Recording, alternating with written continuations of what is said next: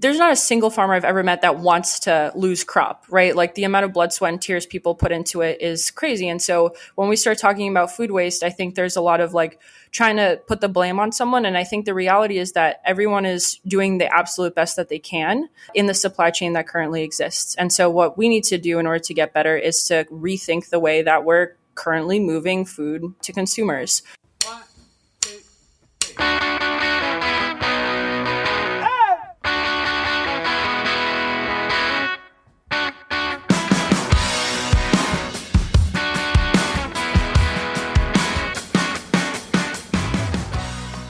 Coming up on episode 330 of The Modern Acre, we're talking produce shelf life extension, reducing food waste, and improving quality of produce with proprietary sensors and software with the co-founder and CEO of Strella, Katherine Sizov.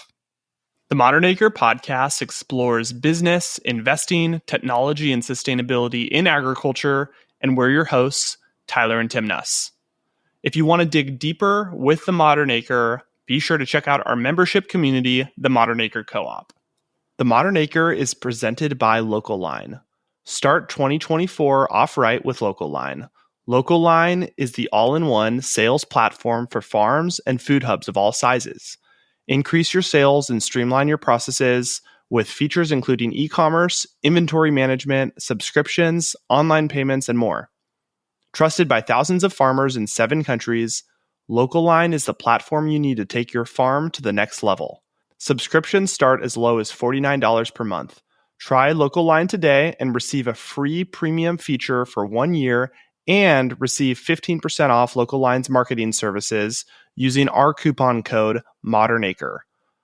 Ty, we made it through championship weekend, came out victorious. It's Victory Monday right now. The Niners are going to the Super Bowl. I can't believe it, Tim. The Niners have done something the past 2 weeks that they never do, and that is come from behind to win a game, let alone playoff games. So I went through all of the emotions on Sunday at halftime. I was barbecuing for dinner. I was over it. I was kind of in and out. I said, it's one of those where they got to prove it to me to get my interest back in the game. And boy, did they ever. What a crazy comeback. Yeah, watching the Niners play from behind is never ideal as a fan because they rarely do it. But the past couple weeks, they've proven us wrong, and just incredible to see this team go to the Super Bowl. I can't wait to watch that game. This is the year. So excited for the game. Thanks for our listeners for putting up with us talking about the Niners quite frequently, but we got a couple weeks to go here, team. Well, guys, pumped to get into this conversation. The only thing that can get me more excited than the Niners going to the Super Bowl is agriculture. Right? Put it on my tombstone. We were pumped to talk to Katherine, who at a really young age is building a really impressive, innovative company tackling food waste. It's a huge issue in the industry. People have their different approaches to it.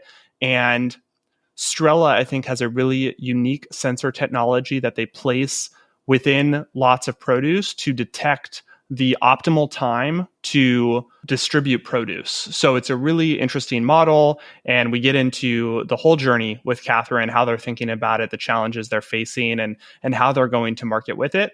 So with that, we'll jump in with what's top of mind for Katherine. Oh, geez. I think there's a million things going on top of mind. It's a big Honeycrisp harvest in Washington State right now. So figuring out how to deal with that. I'm sure you guys have noticed that the price per pound of Honeycrisp has come down pretty significantly. So that's definitely been a big one for us. We're developing a banana product now. So going through all the puts and takes of a V0 product, and avocados. So you've probably noticed that the avocados at the grocery store are way too hard or way too mushy. And so we're working on fixing that as well.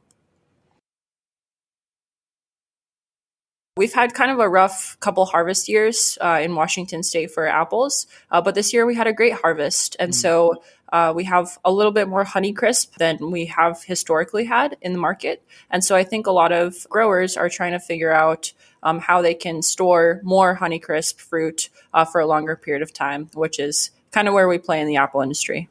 Yeah, no, super excited to dig into that. And then you mentioned mushy avocados. I want to learn more about that. I haven't noticed a difference in the store, but what's going on? Is there something causing that? What's going on there?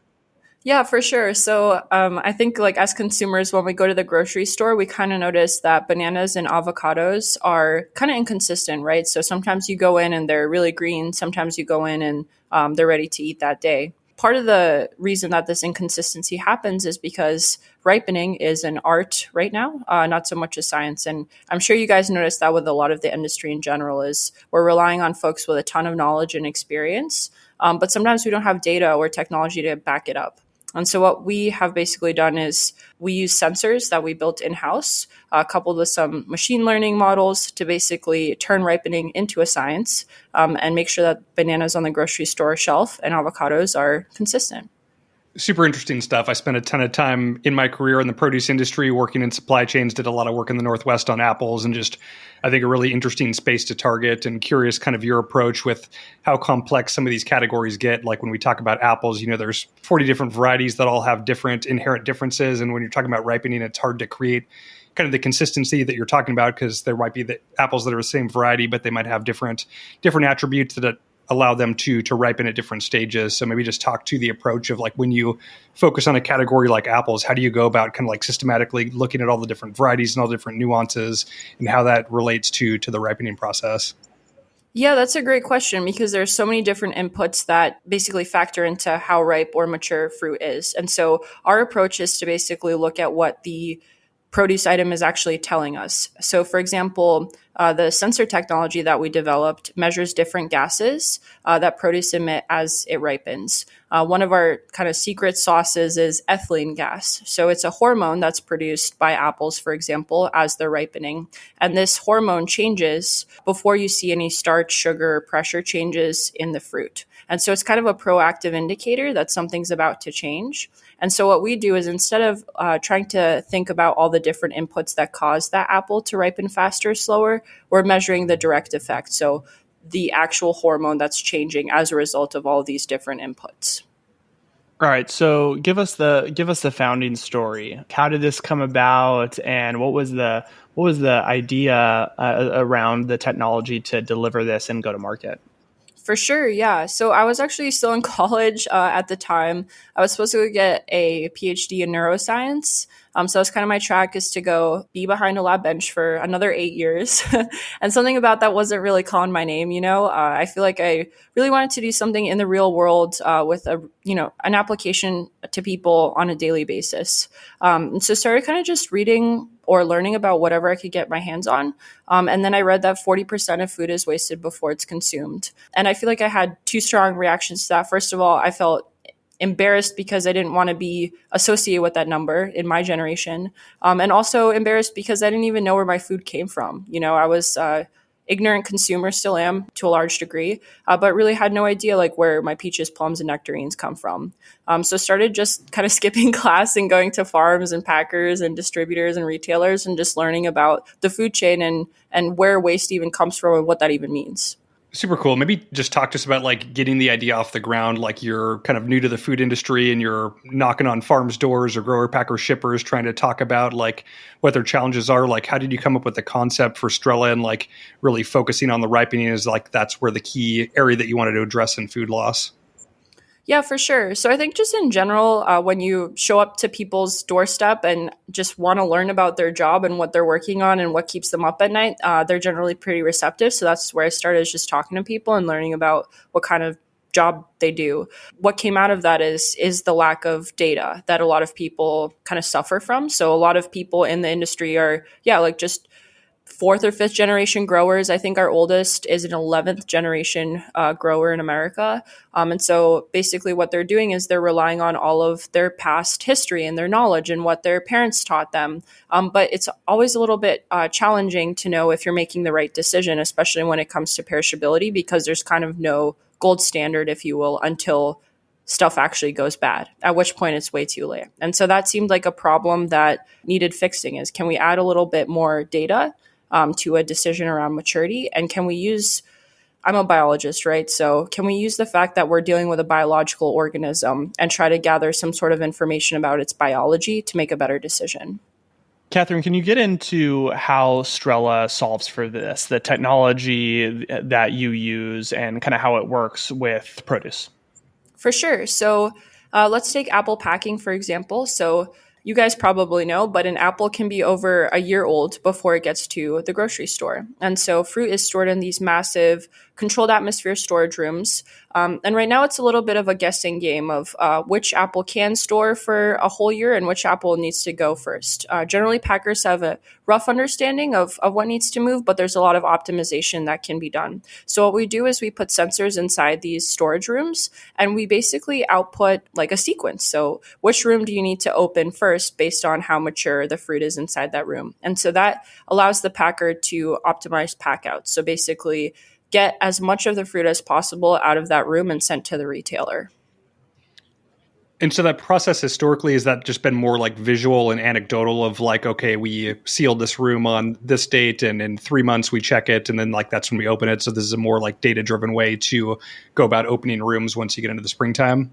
Yeah, for sure. So historically it's been a combination of, hey, I know farmer X does a really good job with his Granny Smith, and so I know I can keep that fruit longer. I think though seasonality is a big deal, right? So it's not always clear how that fruit's going to perform. Folks also do sampling. So basically you can't go inside those rooms. They're deoxygenated, but you can grab like a bag of fruit and sample it. I think the big issue is that generally those are pretty statistically insignificant samples. And also they're reactive, meaning you have to see like your pressures drop, right? Before you notice the issue. And at that point, you have less fruit that's actually sellable. And so the whole idea is, can we kind of get ahead of it? Can we start to notice that the fruit is moving and not hibernating anymore and start to pack that fruit up before we actually see a quality difference? Katherine, how do you monetize this? Like you're introducing this new step in grower packer shippers. Maybe just talk to us about the pricing strategy. Yeah, we typically charge like a subscription fee, so access to our dashboards, which communicate all of our sequences every single season. So we go in at the beginning of the harvest season, install devices, and then basically packers can log in at any time and see our dashboard live and make decisions on what to pack next. Katherine, where are you in just the process in terms of like fundraising and getting to the market, deploying your product? Where are you at in that phase? We're a post-Series A company, so we raised around $11.5 million to date. We work with a good percentage of the folks in the PNW and in the United States. And last year, we expanded to 13 countries globally. So pretty excited about growing in. Right now it's the Southern Hemisphere season, so that's what we're really focused on right now, but kind of expanding our technology and reach in other regions as well. How do you think about like the product roadmap? You mentioned like avocados, apples, and introducing bananas. Like there's obviously a very big spectrum in like the values of those crops where bananas, you can go to the store and get 5 for $1 versus like going to the store and talk about Honeycrisp apples and you're paying, $3, $4, $5 a pound for those apples. Like talk to us about how the price point changes based on crop by crop. For sure. So we generally look at 3 factors. So the first one is the volume, right? So how much stuff can we affect? Then it's how much shrink does the crop generate? So honestly, berries produce a ton of waste, right? If we think about berries. And then we finally have how expensive the commodity is. So to your point, like 5 bananas equals 1 avocado, for example. I think we also look at other types of effects. So for example, bananas might not be the most expensive category, but every single consumer buys bananas basically. And so that's a really important category to nail down if you're a retailer, for example. So making sure that when somebody walks into the store, they don't promptly walk out because there are no bananas on the shelf that they have, or be responsible for that really important milk and bread run. So basically, there's a category in retail sales where people stop by the store on their way home from work, and that's a pretty important category. But if you think about what you're purchasing there, it's eggs, milk, bread, and bananas. And so a lot of these commodities have kind of secondary and tertiary effects that are really important for overall loyalty, total basket size, purchases, and frequency of shopping trips. In terms of like the dashboard, so you're a packer, you're able to see basically the optimal time and like which area to pack or which portion of your storage to pack, right? From a retailer perspective, how does that play into it? Are they seeing value in having that same visibility from like a stocking perspective? Talk to us from the retailer perspective, how they're leveraging Strella. For sure, yeah. So for fruit that isn't ripened, like apples, we basically do the same exact type of reorganization, but at the retailer DC. And we also kind of get an understanding of what the supplier is sending to the DC before it's even shipped, right? So for example, if I have one pallet of apples that's got 10 days of shelf life left on it, I'll make sure that that gets shipped to the store faster than the pallet that's got 15 days on it. So we basically do that, and we're able to reduce food waste on the store shelf by about 50%. So pretty significant bottom line impacts to retailers. On the ripening piece, we basically put our technology into ripening rooms at the retailer distribution center, and we're able to ripen fruit such that it's more consistent on the output using our sensor technology and some models that we built that can predict how ripe the banana is going to be at the end of the ripening process. How do you think about, I'm sure you've spent an obscene amount of time thinking about this. Like, I always wonder, when you go to the grocery store, there's some customers that may want something that's ripe today, and there may be other customers that want something ripe in a few days, right? Like when I'm buying bananas for my kids, I'm thinking about that, right? Like we have 2 at home, so I'm going to buy a little bit more green. Like, how do you manage that piece of it where customers may have varying timelines that they're thinking about with their purchases? Yeah, I think step one is to create just consistency, right? So every time you go to the grocery store, you know that the avocado you're getting is going to last exactly 3 days on your shelf. And so that helps prevent consumer waste, right? Because right now, I feel like I buy 5 avocados, 2 go bad before I can unpack my bags, and then the other 3 are kind of on my countertop for a while. And so unless I'm planning all my meals around avocados, it can be challenging to prevent waste. So I think the first step is consistency. And then once we get a little bit more of a grip around, like, here's what the average looks like, then we can start providing more creative solutions. So like, have one side of, and retailers have tried doing this, have like some slightly green bananas on one side of the store shelf and then slightly more mature bananas on the other side. But generally that can be really tricky when you just don't have the degree of sensitivity that you need to have in order to execute that. Katherine, is this technology applicable to like crop categories that aren't ripened or aren't stored, like thinking about a crop like cherries that's highly perishable, that doesn't go through like heavy storage and hundreds of different lots and hard to know like what's going to last longer than other varieties or other grower lots? Can you translate this to other crop categories? Yeah, for sure. Definitely can translate. I think to your point, like, we start with places where there's a lot of rearrangement to be made, right? So cherries, especially like in peak season, they throw them on a truck and they're trying to get them out the door as quickly as possible. So oftentimes there's not a whole lot of optimization to be done. They're just moving as quickly as they can. But anywhere that there is the ability to, pick one truckload over the other, or ship something closer and ship something else further, we can certainly impact. No, it's really interesting. I mean, it's what agriculture has, I think, lacked for a long time, is just at the farm level, it's the farmer making the decision based on their gut, right? It's like, oh, I think based on this, I'm just going to go with this lot is, for whatever the decision is. And we need more data informed decision making. And I think that is a big opportunity in the space. Katherine, talk to us. You founded this company out of school. You're going to go get your PhD. You took the entrepreneurial path. I won't say better. Like, how are things going building a team? Like, what have been some of the challenges or maybe the lessons you've learned helping scale this team? Yeah, so I think basically we have challenges every single day. And that's kind of the fun part of it, is that it's not only an external series of problems and challenges, but also a lot of like internal growth and figuring out who you are as a person. I think one of the things that I've learned is that people are always the hardest part of building a team or just working on something, but they're also by far the most rewarding piece of the puzzle as well. So I would say all of my challenges tend to be of a human nature, despite being a super nerdy tech company. It always comes down to the humans I'm working with on a daily basis.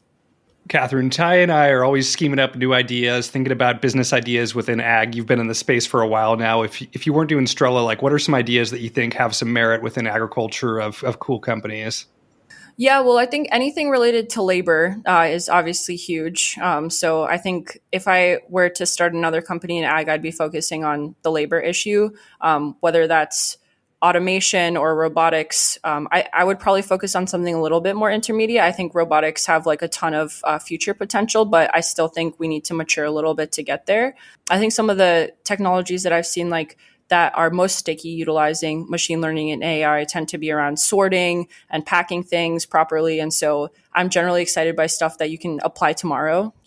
I think like on the really long term scale, anything that kind of allows us to control more of the inputs in harvest, because yeah, it's always challenging to deal with seasonality, whether that's indoor farming or just practices that allow us to understand harvest conditions better, are also really exciting fields and places to play.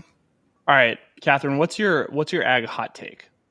I would probably say my hot take is around food waste. I feel like a lot of people like to point fingers when it comes to waste, and it's a pretty charged and like politically loaded question oftentimes. And I feel like as a result, people kind of take a step back from it. Like, at like farmers, there's not a single farmer I've ever met that wants to lose crop, right? Like the amount of blood, sweat, and tears people put into it is crazy. And so when we start talking about food waste, I think there's a lot of like trying to put the blame on someone. And I think the reality is that everyone is doing the absolute best that they can in the supply chain that currently exists. And so what we need to do in order to get better is to rethink the way that we're currently moving food to consumers. And it really has nothing to do with trying harder. I think this whole industry is full of people who work incredibly hard, if not too hard, especially during harvest. And so just like doing a better job, quote unquote, is not always the solution.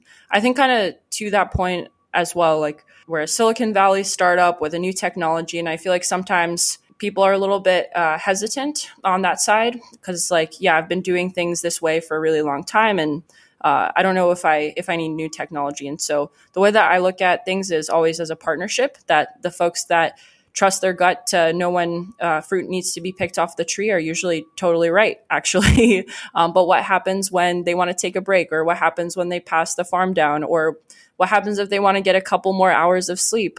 That's kind of where we come in, is we're a tool to help people make better, faster decisions, but certainly not a replacement for the knowledge and experience that the industry has. That makes a lot of sense. I think you're taking the right approach. Just can see how coming in with like humility and just kind of taking the learning approach of just wanting to understand what the challenges are and being a partner versus coming in hot and heavy of just trying to like sell the latest and greatest new technology. Katherine, as we start to wrap up here, maybe just talk about kind of your vision and goals for 2024. We're in January, early in the year. Talk to us about kind of the plan for the year of rolling out your strategy for the year. So rolling into 2024, we're pretty focused on our banana implementation.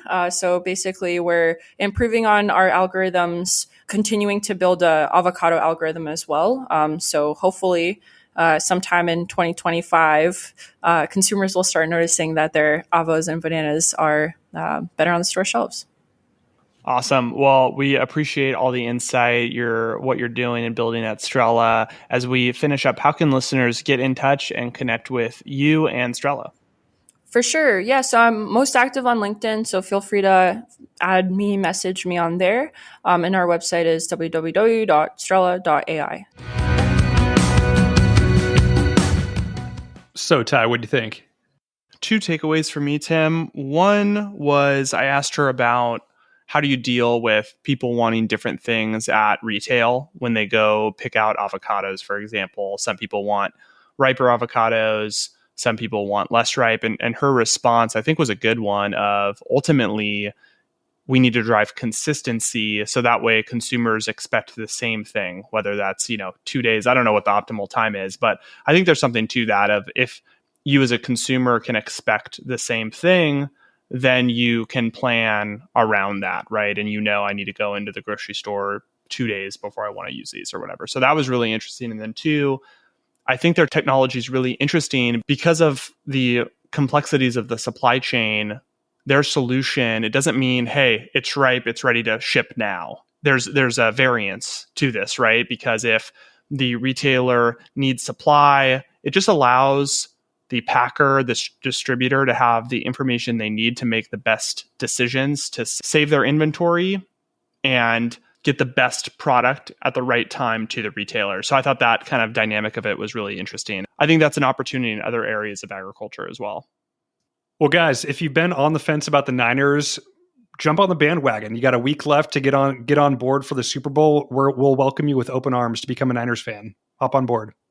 Unfortunately, the Taylor Swifties out there, they are trying to push this in a different direction, Tim. So we have some interesting Swiftie dynamics at play. I have it with my daughter, who is a Niners fan, wears the Kittle jersey, is super excited about the Niners, but she also was rooting for the Chiefs.